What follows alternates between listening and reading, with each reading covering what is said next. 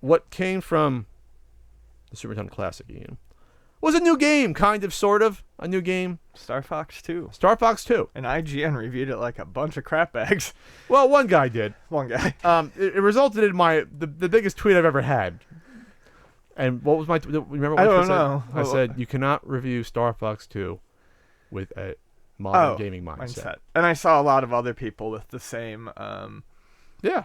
With the same notion. And I agree. And the review just reads weird. The reviews by Sam Claiborne, he gave it a 5.5 out of 10. Okay?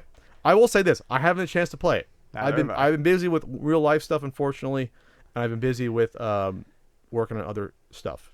But I almost played it. But I played Star Fox 1 again real quick because you have to unlock it. So I did unlock it. It's actually just a 5.0. Oh, it's just a 5? I thought it was 5.5. No, just it's a 5.0. Mediocre. Yeah. Star Fox 2 has some beautiful, totally 90s moments. But it's primitive, choppy 3D gets in the way. Okay. This was a game that was originally supposed to be released in, 95? Year the PlayStation comes out. Saturn came out in 95, right? Mm-hmm. So 94. So I think in the U.S.? Yeah, maybe that was Japan. So I think one of the arguments was, well, this was already dated. You had other consoles on the way.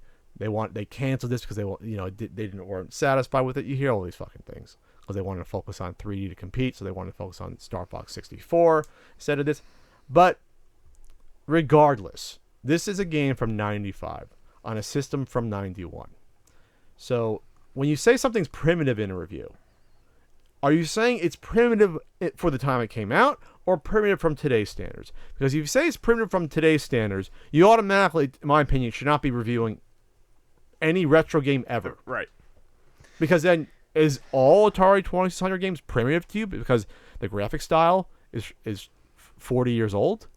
Is that fair to a game like River Raid or Pitfall? Right. Are those not good games anymore? So if you're already coming from this modern day bias, you cannot give the game a fair shake. For it being, maybe it is that bad. Maybe. Potentially, based upon the time period. But I don't know because you're using primitive. You're using totally 90s moments in your recap. But if you go back to the actual review, did you read the review? Yeah. Or listen to it? I was mesmerized by the pastel polygons of Star Fox 2. While abstract ships swirled in a stop-motion dance in front of me, I kept thinking this is one of the most beautiful games I've played all year. But where I saw art, others who stopped by to check out Star Fox 2 just saw a blur of awkwardly rotating triangles at about 10 frames a second. Setting aside my appreciation for game history and nostalgia, Star Fox 2 is kind of a mess. All right. The fact that in the first paragraph, you're letting your colleagues who don't know what the fuck they're talking about tint your review. Yeah. I mean, that's painful to read. Yes. And Star Fox 2 primitive 3D is so jarringly bad that Nintendo actually canceled it in 95 before it came out because it didn't look good alongside the groundbreaking 3D of the Nintendo 64. What? Is that why?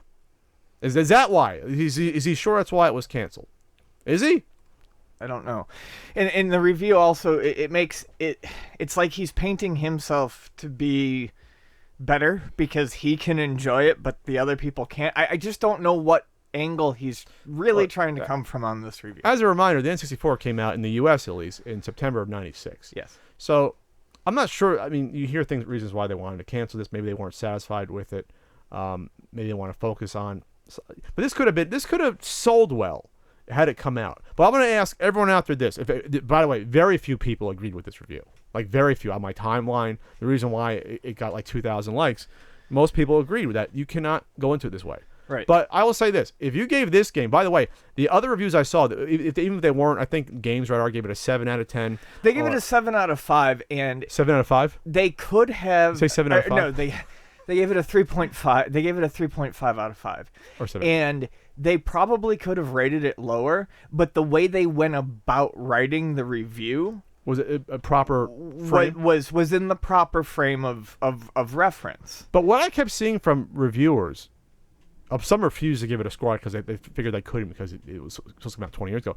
They said it was extremely ambitious. Yes. Very ambitious. And everyone says that it has its problems, that it was fun to go through, but the issues that especially like the Games Radar review had with it, such as its choppiness and stuff like that, were taken into account from that time period, Sure. comparing it to things like Star Fox 1, and they said that it, for the time period, the way the game was played and the ambitiousness of it and the different things it was trying to do, it would have been very confusing at that time because no other game was really done.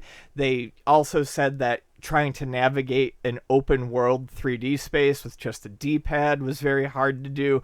All complaints that would have made sense back in 95 when it was released. But that's fair. Right, exactly. That's what I'm saying. Even if they have some sort of bias that they don't know they're putting into their review, they at least are trying to acknowledge it in its time period. Right. While this IGN review doesn't.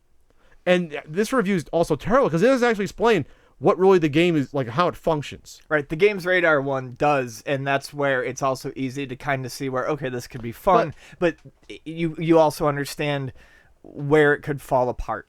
Yeah.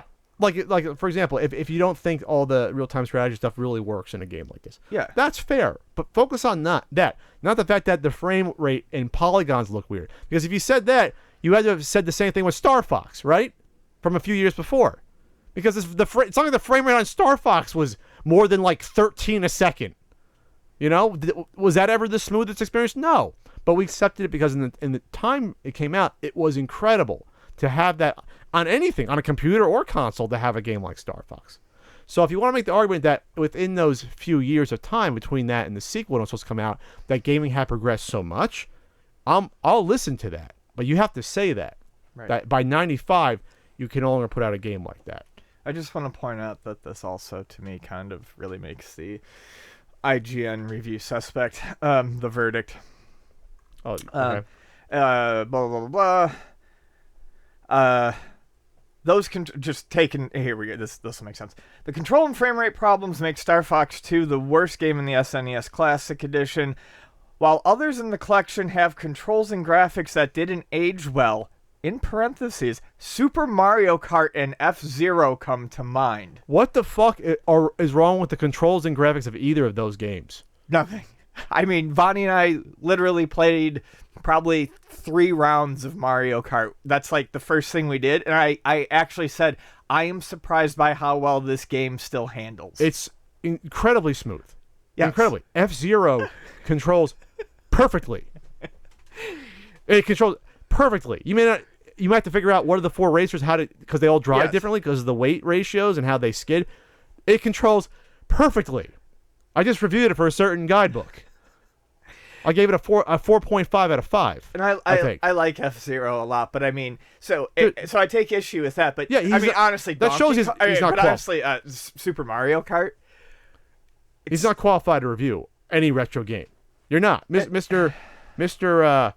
What is it, Mr. Claiborne? You're not qualified at all.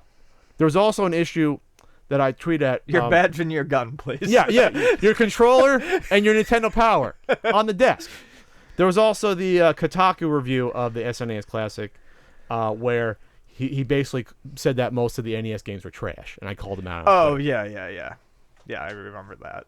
It's like he said, "Oh, most of the NES library is unplayable now," and and that's totally for nostalgia. It almost like it wanted to garner that reaction because it got it from me. I offered to send him what the hell one was that? NES guidebook. It was Jason Scheer, I believe. Yeah, Jason Scheer. Who's not at Kotaku anymore. I think it's Polygon.